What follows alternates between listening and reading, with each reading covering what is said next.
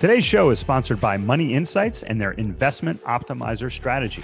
In my book, I share how I use this same strategy starting over a decade ago to invest my money in two places at one time. This strategy has been used by the wealthiest for generations for estate planning, minimizing taxes, preserving wealth, and increasing stability for their investments. Now you can do the same thing. In addition, you can build a plan to build an emergency fund, pay for college, fund a business, plan for retirement, and ultimately optimize your total financial picture. To find out more information, check us out at the banking link at nextlevelincome.com. On today's show, we have John St. Pierre. John is co-host of the Entrepreneurs United podcast, which I was fortunate enough to be on here recently. His passion and mission is to help entrepreneurs grow, gain access to capital, and get liquidity for their businesses without selling their souls and losing control of their business. John is today going to share with you some of his secrets for how to make your business more profitable, gain more freedom, and ultimately have true freedom while being an entrepreneur. Welcome to the Next Level Income Show, where it's our goal to raise your income, investments, and life to the next level with your host, Chris Larson. Get your free copy of his book at nextlevelincome.com/book. Also, if you're an accredited investor, check out the Invest link to learn how to gain access to institutional quality real estate opportunities. John, welcome to the show. Great. Thanks for having me, Chris. Absolutely. We were talking about kicking off the summer here, John. I think, a lot of people kind of slow down in terms of business. So I want to give some listeners here some ideas that can help them kind of get excited for the second half of the year as we go into it. But before we do that, I would love for you to share with the audience a little bit more about your background, John, your history, specifically as an entrepreneur. Yeah, absolutely. Well, I think, Chris, you and I share a lot in common. We had you on the Entrepreneurs United podcast, sharing a little bit about your story. So I made a little bit because I know a little bit more about your story now. But, similar to you, grew up very entrepreneurial, right? Always trying to do something, whether it be cut lawns or, a fundraiser, to sell chocolate bars. I'd go to sell the most chocolate bars, right? And always wanted to do something entrepreneurial. I can remember the first venture I really did was in college, buying pepper sprays because there was an incident on campus with a female. Bought some pepper sprays and went around to all those dorms and sold pepper sprays to them to make sure they were well protected. And started a small business that way. Did you ever get sprayed with pepper spray when you were trying to sell the pepper spray? They wanted to test it on me, but it didn't work. But just try to do everything to be an entrepreneur and learn how to run a business. And the biggest key that was very fortunate about, Chris, I'm originally from Canada. And although I was going to school in the US, the only way for me to get a summer job in the US, I didn't really have a work visa, I had a student visa, was to do an internship in my field of study, which I was studying accounting. And that wasn't really exciting to me as an entrepreneur to go work in a CPA's office for the summertime. Saw a poster in my dorm room to run my own painting company. And that was with College Pro Painters. And one of the loopholes is if you run your own business, you don't be on payroll, therefore you don't need a work visa. So I was able to run my own painting company and hire all my college friends as painters and run a painting business as opposed to, go work as an accounting internship. And that was really like an MBA for me and how to run a business. Cause I was not only in charge of, marketing and estimating and sales, but I had to manage crews and I had to manage payroll and really learn the cash flow cycles and a whole bunch of other items. So I really came off in terms of the real entrepreneurial world, but, grew from there, was with the franchising company for a couple of years, helping teach college students how to run their painting company, which was a good experience for me. It was with a .com company that was venture funded that raised a lot of money, but then went bust in the .com boom. So that was a very rude awakening for me in terms of feeling like I had life figured out and entrepreneurship figured out and then losing everything in the full swoop. And then I was always very entrepreneurial, trying to grow businesses from scratch and learning how to maximize success through a small business. That's awesome. I know we talked about my background with Cutco in college and, really, I think, it's something that really every college student should have, the experience and the exposure to. It's so wonderful. And that's something we try to teach our kids, which I know we talked about as well. So when did you really punch through, John, and, launch your own business? What was that that breakthrough point for you? Well, I had I think, Chris, any and to your point on kids, first off, yeah, absolutely. I think every kid in college should run their own business and learn really what that really takes. I'm a big proponent of that. But for myself personally, had a lot of starts and stops, right? So, my started that business or was part of the .com era that built really big, really fast, and lost everything. Again, I was 24 with all these stock options, thinking I had life figured out, and then I found myself, riding in my car from Beaverton, Oregon, back to Chicago, listening to Anthony Robbins' Personal Power, trying to get myself motivated again. Right, so really that up and that down. Yeah. And then in 2003, post that time, started a couple of businesses then, completely unrelated to each other, but started two businesses. And, the net of those, Chris, is they both grew, but you had to go through a recession. Okay, now you have to take two steps back and try and figure it out again in 2008. And then 2012 was very difficult. And then, so on and so forth. Both companies grew pretty fast, but I lost one again. Making some critical mistakes and failures that I think a lot of small businesses get caught in when they try and grow too fast. And so a lot of lessons in my life have been through failure, but then also taking those failures and say, okay, well, I'm not going to do that again, and learning from those failures to try and maximize the benefits of really owning a small business. Yeah. So a couple questions there. So that .com business, what was it? What did you guys focus on? So yeah, the internet business was pretty fascinating. It was called handymanonline.com. And Chris, if you needed your house painted or your kitchen redone, you'd go onto this website and say, I need these contractors. And we would send you a pre-screened contractors to give you estimates. Yeah. But when that company went defunct, because we were supposed to get another round of venture funding that never came, the assets of that company ended up getting sold to a company called Service Magic. Service Magic became HomeAdvisor.com. HomeAdvisor.com is now Angie's. Oh, so really? The beginning of that company in the late 90s was handymanonline.com. I was going to say, it sounds like Angie's List, and there you go. That's it. Now Angie's ended up buying HomeAdvisor or something like that. So, but yeah, that was the back premise of that business well before Angie's was ever created. But it was a little too early, for its time. But it was also, as I was trying to grow a little too fast in the .com bubble. Yeah. I mean, that's such an important lesson. I was just on another podcast, we were talking about, business cycles and, how the business cycles, the economic cycles, real estate cycles. And a lot of times we look back at recessions, John, and the big major players that come out of the recessions are the leaders in the next cycle. So, I mean, talking about, Amazon and Facebook and, the FANGs, right? Netflix, Google, like they really punched through and survived in the recession. You mentioned you learned some big lessons during the Great Recession. What were some of those? Wow. Well, way too many to mention here, but I'll call it the big ones, right? One was perseverance as an entrepreneur and how critical that is. And certainly I ended up getting a name as an entrepreneur way too often that I was too frugal or too cheap because I wouldn't spend on luxurious conference room tables or, things like that. But when you get hit with an economic recession, it all comes down to cash flow. It all comes down to, are you investing your money in the right spot? Do you have a luxurious office space, or do you have a really good team that can persevere through the fires? And I can distinctly remember, sleepless nights because we had a company go bankrupt on us that owed us $250,000, and we weren't a big enough business to swallow that. So how am I going to make payroll on Friday? And I stopped paying myself, and I started, really getting in the war room every day, trying to crunch through the business. That perseverance lesson of when you go through a tough time, getting through it, right? As you know, the statistics of, businesses that survive 5 years or 10 years, right? There's statistics around that are pretty dim. A lot of it is really setting your business up financially to be able to persevere.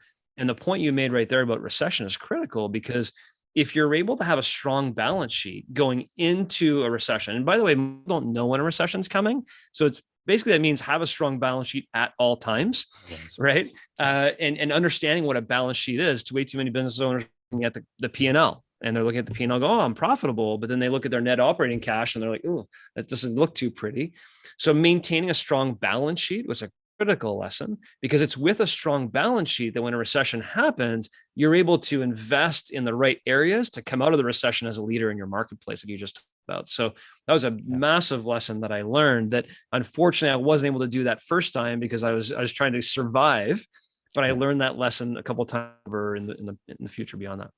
Yeah, no, I think it's so important. And it's something that, we can use in our own personal lives, whether we're talking about real estate or investments or investing as a business owner.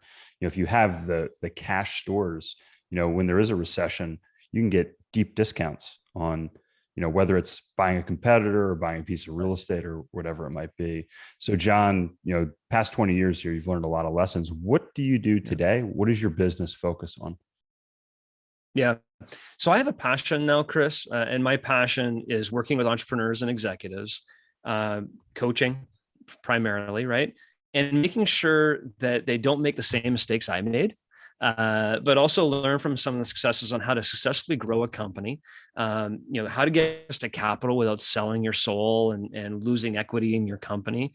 But also the main piece, which I think is critical, is how do you get liquidity out of your business? If you're a small business, you have a lifestyle business and you're growing it, how do you ultimately get cash out of your business? Because you need to have a strong balance sheet. If you take money out of your business all the time, your balance sheet's not going to be so strong. So get liquidity in your business. So, and all those are very important, Chris, as you know, because I'm a big proponent of next level income, your show and what you talk about, which is diversifying your interest in other areas, whether it be real estate or other areas to invest in. But I find that a lot of small businesses are stuck. They're in this growth paradigm, running their lifestyle business, and they're not really sure what to do, because if they hire more people, they're going to make less money. But if they don't hire more people, they're not going to grow. And if they don't grow, they can't extract money out of their balance sheet to invest in other areas. So they're really not able to make life-changing money through their business. They're kind of earned themselves a job. They break out of that so they can go diversify their interests in other areas is a key component that I help entrepreneurs with. No, I love it. And I love how we were talking before the show and you say, hey, I help entrepreneurs make, keep, and ultimately grow their businesses with money. How does your formula work then? Yeah. Well, I think first off is make sure you don't lose your business. That's a great first step. and I think that's really important, right? So if you're talking to individuals who are they have a job somewhere at a company, and they're looking to earn additional income by, making, keeping, and growing their income through the strategies that you talk about, Chris, that's an area that, I subscribe to your channel to understand how I should do that more.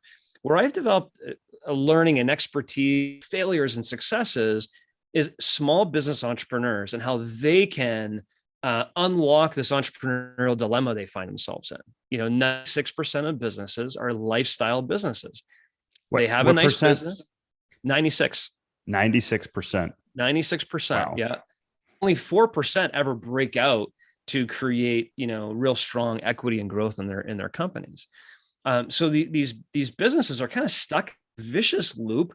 One also can relate it to maybe the growth paradox or the messy middle. There's a lot of different acronyms or books that we read over time talk about. You try and grow, but growth brings more people, brings more salaries, brings more problems, brings more HR issues. And then, you kind of get yourself in this vicious loop that you can't really get out of. Sometimes your company grows, but your income doesn't, different areas like that. So what I try and do is work with entrepreneurs on their businesses and try, work with them to make sure that they don't give up or lose equity. They don't try and go raise money unnecessarily like I did and lose control of their company and be the first one fired out of their own business, things like that. So that's really where the core message is. And I have a few different strategies I work with them on that we could talk about. At the key essence of it is how can entrepreneurs grow their businesses, get access to capital, and then ultimately get good liquidity for their business so they can invest in other areas. No, I love that. Is there a specific size business that you like? It's really a sweet spot for you, like 1, 5, 10, 100 employees.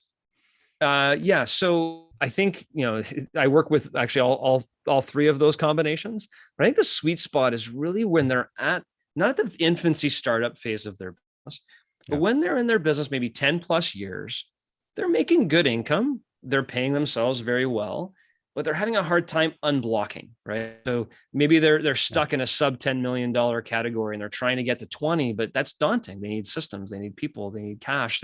Maybe they think they need to go get an investor that. So they go sell equity in their business to go do that.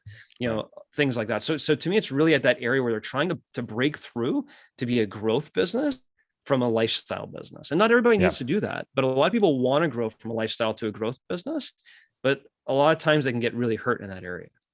Yeah, no, that makes sense. And, when you talk about unlocking, capital, how do you, you're a small business owner. I mean, how can you do that without selling stock? Like how is that possible? Yeah. Well, I think a lot of people sometimes misunderstand when I say unlock capital, that there isn't capital already for business. So a lot of times when we talk about capital, we think about going to raise money from an outside person to put money in my business. Chris, the amount of time I've done this, so this is a failure on me as well, that my first thought process is, well, I need to go get some investors because I need some more cash. I need some more capital when my working capital is out of jack, right? My AR and my APs aren't fine-tuned. Maybe I'm overspending. Maybe I have a few on my payroll that have just been around for a while. So I don't have the heart to make a change when, there's that good book, what got you here won't get you there. Maybe I'm not frugal enough in my spending. Maybe I'm even paying myself a little bit too much money. You talk about something, a lot, which is try and save 50% of everything you make. Right. And one way to do that is to earn more. But one way to do that is to be a little wiser in how you're growing your business. I mean, way too many companies that look to go raise capital aren't even making 15 points to the bottom line of their own business. They're overinflated. They're spending too much money in their company. They're not, consuming enough. They're not managing their working capital properly. But then they feel they need to go get some outside money to grow. And so what I work with a lot of companies on, how do you fine tune your business, which is really, a big step in this is your financial systems, your processes, your controls, to make sure that before you go get money from somebody else, let's make sure we extract all the money that's in your balance sheet right now. And how do we maximize that, build a strong balance sheet strength? So maybe you just need a bank loan to go do what you're going to go do. Because I think the number one key is retain your equity. Equity is one thing you give away, you can never get back. Very seldomly get back. That's a great point. Yeah. Watch your overhead, right? Make sure your overhead is reasonable. Make sure you're keeping as much money as possible. What are some of your favorite growth strategies in small businesses, John? Yeah. Well, I guess to just touch on that, just one last thing. Yeah, please. Plays into it is you can't invest as an individual if you don't have money to invest. And that's why you say save 50% of everything you make. Well, as a small business, how can you invest for growth if you don't have cash? Cash is king and queen. So, part of being able to grow is have the cash to be able to do so. And so what happens with a lot of businesses, they can't invest in marketing. So they invest in marketing, they're less money, or they can't do this or that. They don't hire top sales reps because if they hire that top sales rep, they're gonna have to pay them over 6 figures. And they can't afford to pay someone over 6 figures. So they get caught in this situation where, because of their lack of financial excellence in how tight they run their operation, they can't reinvest in their product. Once you do have that, though, the opportunity to invest in the proper marketing, digital marketing strategies, especially right now, right? Yeah. To stay focused in what you do. This is another growth strategy. We talk a lot about it. Way too many entrepreneurs, this guy included, shiny object syndrome. I'm going to go this way. I'm going to go that way. I only sell this widget. I'm going to start making the widget because I might as well manufacture it if I'm going to sell it. And then you start going all down this rabbit hole of being way too broadly focused, as opposed to very narrowly focusing on what you do and how you can be the best in your space. The riches are in the niches, right? So we focus on the marketing, we focus on the sales and the operational excellence to come along with it. But at the end of the day, what are we trying to grow? We're trying to grow the net income and value of that company. And where I got caught way too many times, Chris, was growing for the sake of growing. Yeah. We're 10 million and now we're 50 million. We're not making any more money than we were with 10 million. Why do we just do that? Yeah. You got to know where you're going and why. And I think that's so important, especially, coming from the corporate world, you get caught up in the quarterly earnings, what's your growth number, and it's really a vicious cycle when you look at it and you say, well, what are we doing? On the sales side of things, what happens is you grow, increase your business 50, 100%, and they cut your territory. They say, great job. We're going to cut your territory in half. And I think the experience that a lot of high level sales reps have, John, is very similar to entrepreneurs, where they feel trapped They grow, they've done a phenomenal job. But as you were talking about earlier, entrepreneurs have basically created a job for themselves and they're just working. How do you work with entrepreneurs to help them really create true freedom in their lives, and sometimes probably freedom from their businesses that they've become so intertwined with? Love it. I thank you for asking that question. That plays right exactly into where I'd like to take this next conversation. Is you said they need to have a plan. Yeah. The biggest thing that I do when I work with entrepreneurs to get kicked off right off the bat is we create a 3-5-year strategic plan. It's a 1-page document. Nothing that I created. Rockefeller Habits has it. The Growth Institute has it. It's a 1-pager of what are you doing and why? Yeah. Why are you running this business? Well, I want to create financial freedom for me and my family. And okay, well then what's your 5-year plan? And going back to that freedom question is a very important point, right? The reason why someone starts this entrepreneurial dream, this entrepreneurial venture, is not so they can work 80 to 100 hours a week, not be able to go on vacation, not see their kids, not make more money than a real job would have gotten them. That doesn't help them at all. So how do they actually get to that freedom? One of the biggest things that I try and work with entrepreneurs is how do you become the chairman of your own business? You're working in business, not on your business. Become the chairman of your company. Who's going to be the CEO in 3 to 5 years of this business? Where are they? And how are we developing the team you that is so bought into your enterprise that they're going to be here for a long time? The culture's great. They're energized. More and more as we go through in today's world, demographics of today's world, millennials and the generations after them, they want to be a part of something. They want to feel like they're growing with the company. So how do you grow your business with your team without necessarily selling equity or giving away equity unnecessarily, but giving them some sort of value of ownership in it financially as well? But put yourself in a position, Chris, where imagine 3 to 5 years from now, you do what you need to do. You make the hard decisions. You save a lot of money. You make your balance sheet really robust and strong. You grow your company. You get to 15 points plus of margin, but now you replace yourself and you have someone else be the CEO of your company, and you can be the chairman coaching them so you can diversify your interests in other investment opportunities and or now have a business where you're not working 80 to 100 hours a week that's growing with the formula you put in place. That's the magic sauce. How to get there is very difficult, but that's how you do it. No, I love it. And, I love real estate, obviously, John. It's one of the top 2 ways that the ultra rich grow their fortunes, but the number 1 way is through business, through growing a business. And I love how you're helping entrepreneurs do that. If people are listening, they want to learn more about how to work with you, John, some of the secrets and, some of the details about what you do, what's the best way to get in touch with you? Yeah, absolutely. So as we mentioned earlier, I co-host with my good friend, Rich Hoffman, the Entrepreneurs United podcast, which we had you on, and certainly would recommend your episode for people to come listen to as a, but entrepreneursunited.us is our website. And certainly you can reach out to us there and really, again, love working with entrepreneurs. It's our path, it's our why is we want to help entrepreneurs really conquer their growth objectives for themselves of what they want to be able to achieve. And hopefully they'll be able to generate that level income with you as well in other areas. Absolutely. Well, listen, we're a huge proponent of coaching on the show.